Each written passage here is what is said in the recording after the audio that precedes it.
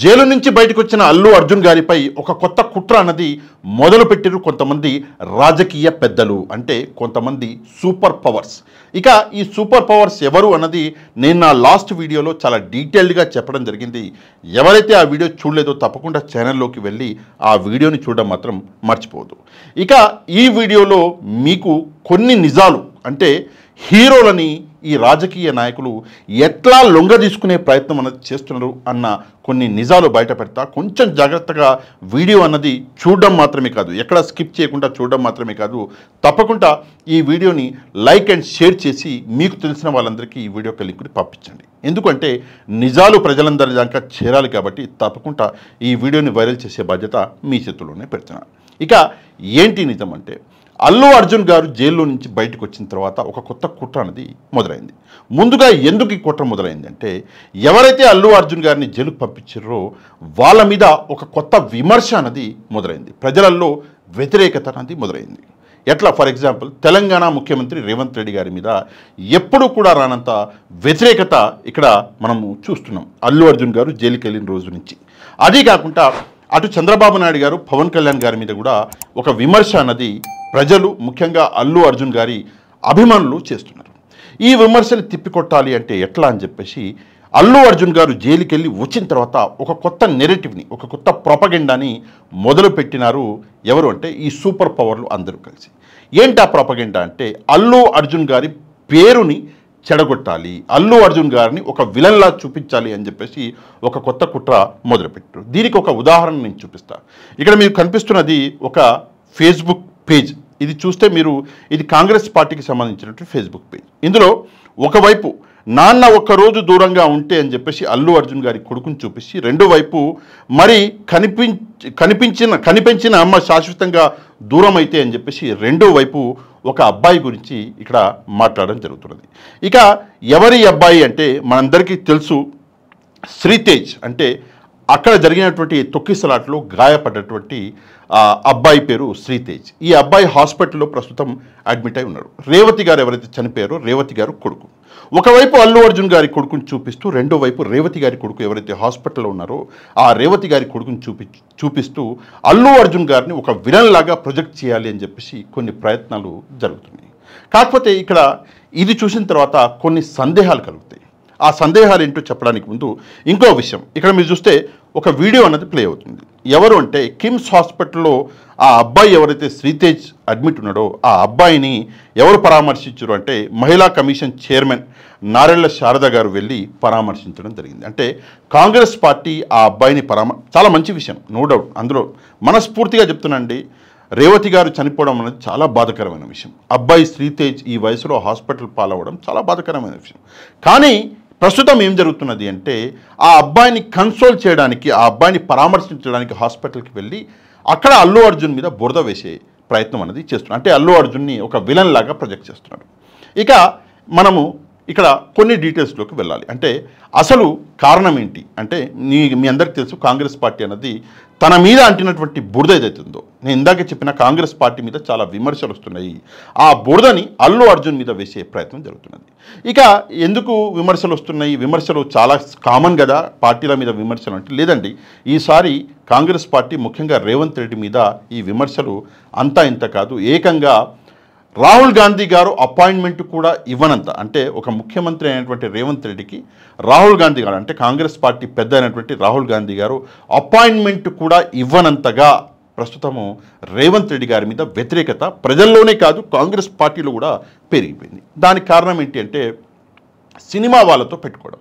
ఇక్కడ నేను ఒక విషయం చెప్పాలి మీకు. ఫర్ ఎగ్జాంపుల్, నాగార్జున గారు ఆయన తండ్రి అయినటువంటి నాగేశ్వరరావు గారు కాంగ్రెస్ పార్టీకి చాలా లాయల్. అంటే కొన్ని సంవత్సరాల నుంచి, దశాబ్దాల నుంచి కాంగ్రెస్ పార్టీ మనుషులు అంటారు వీళ్ళని. అట్లాంటి నాగార్జున గారితో సున్నం పూసుకొని, నాగార్జున గారి అదేదో ఫంక్షన్ హాల్ ఏదో పడగొట్టేసి నాగార్జున గారితో పెట్టుకొని అక్కడ కూడా బద్నామైండు రేవంత్ రెడ్డి. అదే కాకుండా మధ్యలో మహేష్ బాబు గారి ఫ్యాన్స్ తోటి కూడా ఎక్కడో గెలుపుకున్నట్టు నాకు గుర్తుంది, మరి సబ్జెక్ట్ టు కరెక్షన్. అదే కాకుండా ప్రస్తుతం ఇక్కడ మనకు చూస్తే అల్లు అర్జున్ గారిని డైరెక్ట్గా జైలుకు పంపించేసి ఇప్పుడు అల్లు అర్జున్ గారి ఫ్యాన్స్తో కూడా సున్నం పెట్టుకున్నాడు రేవంత్ రెడ్డి. కాబట్టి పార్టీ, అంటే కాంగ్రెస్ పార్టీ పేరు తెలంగాణలో చాలా దారుణంగా పడిపోతున్నది. కాబట్టి ప్రస్తుతం కాంగ్రెస్ పెద్ద అయినటువంటి రాహుల్ గాంధీ డైరెక్ట్గా రేవంత్ రెడ్డికి అపాయింట్మెంట్ కూడా ఇవ్వని దుస్థితికి రేవంత్ రెడ్డి పడిపోయిండు అంటే ఇది నిజంగా మామూలు వ్యతిరేకత కాదు. సరే, ఇదొకటి. రెండోది, మనం ఇక్కడ చూసుకుంటే అల్లు అర్జున్ గారి వైపు వద్దాం. సరే, ఇక్కడ అబ్బాయి ఉన్నాడు. నిజంగా నేను ఇందాక చెప్పినాను, ఆ అబ్బాయి ఎవరైతే ఉన్నాడో శ్రీతేజ్, ఆ అబ్బాయికి ఇట్లా జరగడం అన్నది చాలా దారుణం. ఇక్కడ నేను ఈ కాంగ్రెస్ పార్టీకి కానివ్వండి, చంద్రబాబు నాయుడు గారికి, అటు పవన్ కళ్యాణ్ గారికి కానివ్వండి, నేను కొన్ని ప్రశ్నలు ఇస్తాను. జరిగినటువంటి ఏదైతే ఉందో ఇది ఒక యాక్సిడెంట్. నిజంగా ఎవరు కావాలని చేయండి, ఎవరు కూడా కావాలని చేయరండి. ఇందులో అల్లు అర్జున్ గారి మీదనే తప్పు. అల్లు అర్జున్ గారిని ఒక మర్డరర్గా, అల్లు అర్జున్ గారిని ఒక క్రిమినల్గా ఏదైతే సృష్టిస్తున్నారో మీరు, ఎందుకంటే ఇక్కడ అల్లు అర్జున్ గారి తప్పు ఉందా అంటే లేదు, ఇక్కడ సమిష్టిగా తప్పు ఉంది. ఫర్ ఎగ్జాంపుల్ మీరు చూసుకుంటే అక్కడికి అల్లు అర్జున్ గారు రావడం వల్ల ఇది జరిగింది అంటున్నారు. మరి అట్లాంటప్పుడు అల్లు అర్జున్ గారు ముందుగానే వస్తున్నారు అని చెప్పినాక అక్కడ ప్రొటెక్షన్ ఏర్పాటు చేయలేనటువంటి పోలీసులది తప్పు కాదా? ఒకటి. రెండవది, అక్కడ ఏమంటారు సెక్యూరిటీ బందోబస్తు చూసుకున్నటువంటి థియేటర్ యాజమాన్యానికి తప్పు కాదా? ఇది రెండోది. మూడోది, అక్కడ ఇంతలా ఇంత జనాలు ఉన్నారు, అంత కిక్కిడిసిపోయి ఉంది అని తెలిసినా కూడా అక్కడికి వచ్చినటువంటి ఈ రేవతి గారి ఫ్యామిలీది తప్పు కాదా? ఒకసారి మనం ఆలోచించాలి. నో డౌట్ రేవతి గారు చనిపోయారు, ఆమె గురించి నేను చెడుగా ఏం మాట్లాడను, మహిళల గురించి చెడుగా మాట్లాడకూడదు, చనిపోయిన వాళ్ళు దేవుళ్లతో సమానం, అందులో ఎట్లాంటి సందేహం లేదు. కానీ మనము బాధ్యతగా ఇక్కడ ఎట్లా ప్రొజెక్ట్ చేస్తున్నారు అంటే చంద్రబాబు నాయుడు గారు కానివ్వండి, పవన్ కళ్యాణ్ గారు కానివ్వండి, ఇక్కడ రేవంత్ రెడ్డి కాంగ్రెస్ ప్రభుత్వం ఎట్లా చేస్తున్నారు అంటే డైరెక్ట్గా అల్లు అర్జున్ వెళ్ళి ఒక వ్యక్తిని చంపేసిండు, అల్లు అర్జున్ క్రిమినల్ అన్నట్టు ప్రొజెక్ట్ చేస్తున్నారు. అసలు ఆ సంఘటన జరిగిందే అల్లు అర్జున్కి తెలియదు, రెండో రోజు తెలిసింది. అట్లాంటిది అల్లు అర్జున్ని బద్నాం చేసి ఇదైతే కుట్ర జరుగుతున్నదో ఇది నిజంగా దారుణం. ఇక ఆంధ్రప్రదేశ్, సరే ఇక్కడ తెలంగాణలో రేవంత్ రెడ్డి బద్నాం అయిండు, రేవంత్ రెడ్డి భవిష్యత్తు ఏంటి అన్నది అది కాంగ్రెస్ పార్టీ చూసుకుంటుంది. ఆంధ్రప్రదేశ్కి మనం వస్తే ఇందాక నేను ఒక మాట అన్నా, ఏంటంటే హీరోలను లొంగదీసుకునే ఒక పనిలో పడ్డరు ఈ రాజకీయ నాయకులు అని. ఇది ఆంధ్రప్రదేశ్లో జరుగుతున్నటువంటి కుట్ర అండి. ఎట్లా మీ అందరికీ తెలుసు, రాబోయే ఎలక్షన్లలో హీరోల పాత్ర అన్నది చాలా పెద్దది. పవన్ కళ్యాణ్ గారు డైరెక్ట్గా రాజకీయాల్లోకి వెళ్ళిపోయింది కాబట్టి ఆ హీరోయిజం అన్నది ఆయనకి ఉండదా? రాబోయే రోజుల్లో ఆయన ఫ్యాన్స్, అంటే ఇక్కడ రాజకీయ అభిమానులు అంటలేను, నేనేమంటున్నంటే ఇక్కడ మూవీస్ అభిమానులు ఆయనకు తగ్గుతారు, వేరే వైపు వెళ్ళిపోతారు, అవన్నీ ఉంటాయి. కాబట్టి ఎందుకంటే ఆయనకు సినిమాలు తీసే టైం ఉండదు కాబట్టి సినిమాలు రానప్పుడు ఫ్యాన్స్ మాత్రం ఏం చేస్తారు, వేరే సినిమాలకు వెళ్తారు. సో అది జరుగుతున్నటువంటి పరిస్థితి. కాబట్టి ఉన్న హీరోలు మన వైపు ఉండాలి. ప్రస్తుతం టీడీపీ వైపు ఎవరు హీరోలు లేరు. మీరు చూసుకుంటే జూనియర్ ఎన్టీఆర్ గారు అసలు టీడీపీ వైపు ఉన్నారా అంటే ఇక దేవుడికి ఎరక. మహేష్ బాబు గారు ఇటు మన వైఎస్ఆర్సీపీ వైపే ఉన్నారు, ఇటు అల్లు అర్జున్ గారు చూస్తే వైఎస్ఆర్సీపీ వైపే ఉన్నారు, ప్రభాస్ గారు అయితే ఇక పాతది వైఎస్ఆర్సీపీ వైపు. అందరూ హీరోలు జగన్మోహన్ రెడ్డి గారి వైపే ఉన్నారు. రాబోయే రోజుల్లో కష్టమవుతుంది.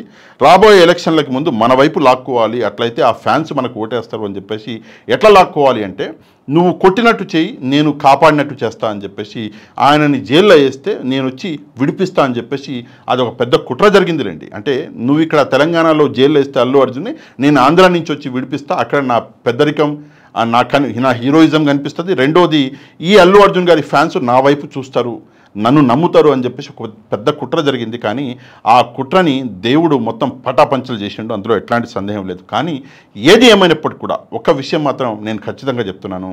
ఇక్కడ అల్లు అర్జున్ గారు ఒక ట్వీట్ చేశారు, కొంచెం జాగ్రత్తగా చూడండి. జరిగిన సంఘటన అన్నది ఎవరు కావాలని చేసిన సంఘటన కాదు, ఇది ఒక యాక్సిడెంట్ జరిగినప్పుడు ఒక వ్యక్తి మీద బురద జల్లడం, అది తొందరపాటులో ఇప్పుడు డెసిజన్స్ తీసుకెళ్ళి ఒక హీరోని లోపల వేసేస్తా అని చెప్పేసి ఇక్కడ రేవంత్ రెడ్డి గారు చూసినా, అది అందులో మరి చంద్రబాబు నాయుడు గారి పాత్ర ఉన్నా, లేకపోతే అందులో పవన్ కళ్యాణ్ గారి పాత్ర ఉన్నా, ఏదేమైనా కూడా అది తప్పు. న్యాయం చేయాలి, నో డౌట్ న్యాయం చేయాలి అనుకుంటే మరి ముందుగా అరెస్ట్ చేయవలసింది రేవంత్ రెడ్డి గారిని. ఒక వ్యక్తి తన సూసైడ్ లెటర్లో రేవంత్ రెడ్డి బ్రదర్స్ అని చెప్పేసి ఒక ఎక్స్ ఎమ్మెల్యే సాయిరెడ్డి గారు చనిపోతూ ఆయన లెటర్ రాసిపెట్టి చనిపోయినా కూడా ఇంతవరకు రేవంత్ రెడ్డి గారి మీద ఎఫ్ఐఆర్ జరగలేదు. అంటే నిజంగా ముందు ఎఫ్ఐఆర్ అక్కడ బుక్ చేయాలి. అదీ కాకుండా చంద్రబాబు నాయుడు గారు ఎన్ని సంఘటనలు, ఎంతమంది చంద్రబాబు నాయుడు గారి వల్ల అంటే ఆయన వెళ్ళడం వల్ల తొక్కిసలాట జరిగి అక్కడ చనిపోయారు. మరి చంద్రబాబు నాయుడు గారి మీద కూడా కేసులు బుక్ అవ్వాలి కదా, ఎక్కడ అవ్వలేదు కదా. మరి అట్లాంటప్పుడు కేవలం అల్లు అర్జున్ మీదనే ఎందుకు అవ్వాలంటే అల్లు అర్జున్ని భయపెట్టాలి, అల్లు అర్జున్ని భయపెట్టి లొంగ తీసుకోవాలి. ఇది కొత్త రకం రాజకీయం. మనం రాజకీయాలు చాలా రోజుల నుంచి చూస్తూనే ఉన్నాం. కాకపోతే ఇది కొత్త రకం రాజకీయం. ఈ కొత్త రకానికి రాజకీయానికి ఆజ్యం పోసింది ఎవరు అంటే నో డౌట్ ఈ గురు శిష్యులే. మీకు ముఖ్యంగా గురువు అన్నది ప్లాన్ చేస్తే శిష్యుడు దీన్ని ఇంప్లిమెంట్ చేయబోయిండు, కానీ బోర్లా బొక్కల్లా పడ్డాడు. ఇది కాంగ్రెస్ పార్టీలో జరుగుతున్నటువంటి ఒక ఇంటర్నల్ వార్ని కూడా బయటపెట్టింది. రాబోయే రోజుల్లో మరి జమిలీ ఎలక్షన్లు అంటున్నారు, అదంటున్నారు, ఇదంటున్నారు. ఏదేమైనా కూడా తెలంగాణలో అయితే ముఖ్యమంత్రిని మార్చకపోతే కాంగ్రెస్ పార్టీ రాబోయే 10, 15, 20, 25 ఏళ్ళ దాకా కనుమరుగైపోతుంది. అందులో ఎట్లాంటి సందేహం లేదు.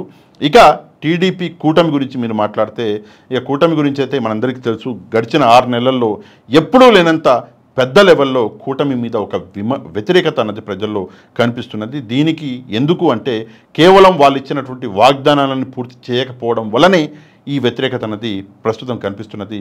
ఏది ఏమైనా కూడా హీరోలని రాజకీయాలకి దూరంగా పెట్టాలి అని చెప్పేసి నేనైతే భావిస్తున్నా. దీని గురించి మీరేమనుకుంటున్నారని తప్పకుండా కింద కమెంట్ చేయండి. హీరోలను రాజకీయాలకి దూరంగా పెట్టాలా లేదా రాజకీయాల్లోకి ఇట్లా లాగాలా అన్నది తప్పకుండా మీరే కమెంట్ చేయండి.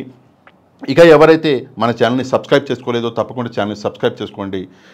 ఈ వీడియోని తప్పకుండా లైక్ అండ్ షేర్ చేయండి. ఎందుకంటే ఈ నిజాలు ప్రజలందరి దాకా చేరాలి కాబట్టి తప్పకుండా లైక్ అండ్ షేర్ చేయండి. నెక్స్ట్ వీడియోలో మళ్ళీ కలుద్దాం. అంతవరకు థ్యాంక్ యూ వెరీ మచ్. జై హింద్.